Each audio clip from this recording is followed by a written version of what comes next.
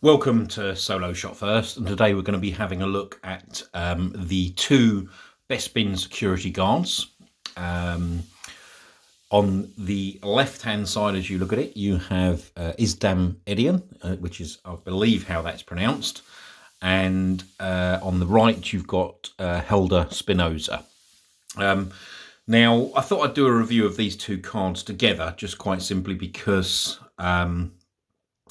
I didn't want to sort of separate the two Bespin security cards. At the end of the day, the molds are pretty much exact. Well, I think they are exactly the same, other than obviously the head sculpts.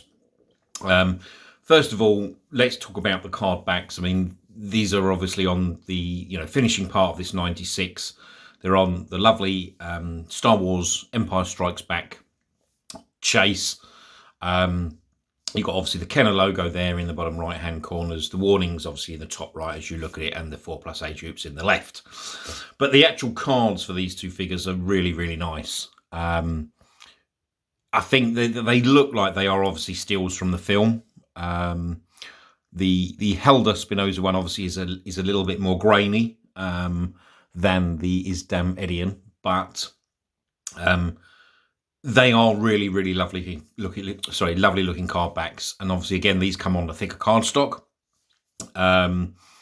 These actually arrived today. These were actually part of a wave. I didn't get the whole part of that wave.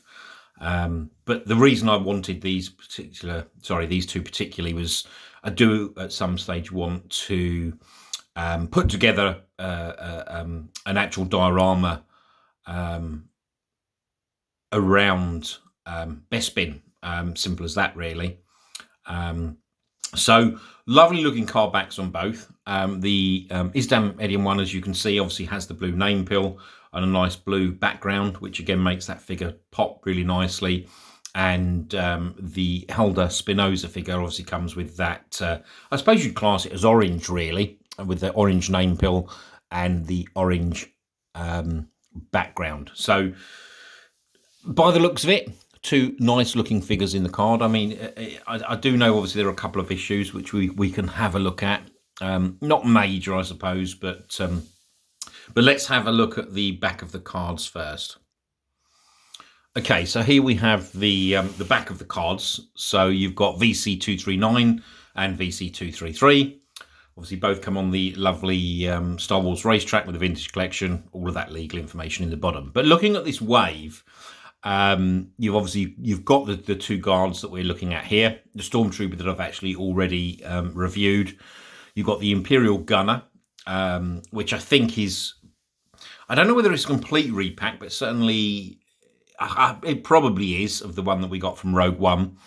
And obviously the other one that you've got here, which is really, really nice, is the R2-D2 with that sort of telescope, if you like, where he fires out the lightsaber. So VC239 and 233. Let's go back to the front. Okay, so just having a look at the front of the cards again. I think I might have already mentioned it, but obviously again both of these come on that thicker cardstock. And these are two obviously welcome additions to also the original 96 that we are hoping obviously that they will finish. And part of that obviously is when we looked at the back of the card, obviously the R2, the Imperial Gunner, and the Stormtrooper are all part of that. So I suppose essentially you can class all of this wave as finishing the original 96. So all we now need to do is get these figures out of the packaging, and we will have a look. Okay, so here we have obviously both the figures out of the packaging, and the sculpts are exactly the same, other than obviously the head sculpts. What I would say is, look, they're really nice looking figures. I think they certainly look pretty much like the two characters, obviously the Helda Spinoza and the Isdam Edian from the film. So the resemblance is really, really good. They do not have the removable helmets, which I think is a little bit of a shame. Look, it's not a massive issue because the ones that they did in the Legacy collection did, and I know some people, and I think you've actually, if you go back even to the Bespin security guard that was in the Power of the Force line, that also had removable helmet. But They can be a little bit fiddly, so it's not a major issue that at all. I quite like the fact that obviously the helmets aren't removable on these, because at the end of the day, you don't actually see them being removed in the film. From an articulation point of view, very, very good. You've got articulation obviously at the head, you've got articulation at the shoulders, at the elbows, at the wrists, and you've got those hinges in the wrist. The one issue that I would say with regards to the articulation is that you've got that crunch in the chest, as you can probably see here. If I bring this character in, obviously you can see that crunch. But the movement is there. And that's the only issue, because if you're going to be displaying these figures sort of side, you want to put them in a pose where they're going to be firing a weapon sort of slightly, from a diorama point of view, sort of at a slight angle, then that gold chest piece moves, which is a bit weird, really. It's not a major issue at the end of the day. That is the one fault, and not fault. I don't mean fault as in it's not a real fault in the figure. That's the way that they've decided to do it. At the end of the day, you do sort of see these figures mainly in the films looking pretty much like you're seeing them here. So it's not a major issue, but it is the one issue that I would say with this figure. In terms of obviously articulation below, you've got that full butterfly hinge, which is absolutely fantastic. Articulation at the knees, and articulation just with a up and down at the ankles. So they don't come with the rocker ankles.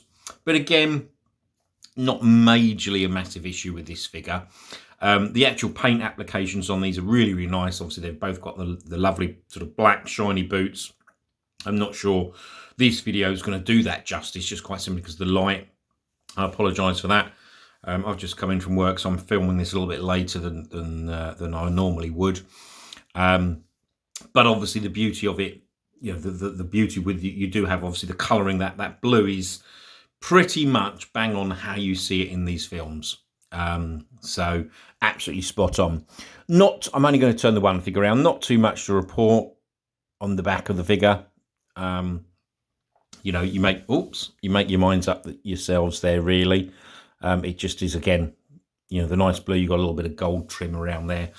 I would say that the trim, obviously, on the gold with the leaves and everything else that they've got just above I suppose just on the bottom of their waist, really. It is really, really nicely done, really nicely detailed. Lovely detail on the helmets as well, with regards to the sort of the black lines. Beautifully painted, these, I've got to say, both of them. And it's lovely, again, just to see sort of like decent working holsters with these characters as well. And there, if I bring that one in, don't know if you can see that properly. You've got a bit of movement there, so it's tucked in nicely. So really, really nicely done, the way that they've actually done that as well. And at the end of the day, it would be so easy, again, for Hasbro to, army build this figure. All you've got to do is, I suppose the one issue, again, I suppose a slightly different issue that you'd have would just be change the head sculpts. But because you've got those helmets that aren't removable, that might be a little bit more of a problem for them. If they're being removable, you could have just put, any head sculpt on there and probably gone away with it. But there is massive potential, again, moving forward. Hasbro, no doubt, will be looking at this. If you want to do a Bespin diorama or whatever, you're going to want loads of these security guards, and it'd be nice to have just more than these two characters. At the end of the day, this could easily be repacked in one of those sort of 4-pack army trooper builders with a couple more characters in there. The weapons that come with this, they only get the one weapon each, and they're both exactly the same, which is this little blaster, just sort of grey silver with the black stock, if you can see that. So that's quite nice. Very, very soft, unfortunately, on these. This really, look at that. I mean, that's really, really bendy. I don't know if you can see that. But, okay, another sort of small minor gripe, really. But all in all, really, really love these. As I said, my ideal plan would be to eventually at some stage get these into a Bespin diorama.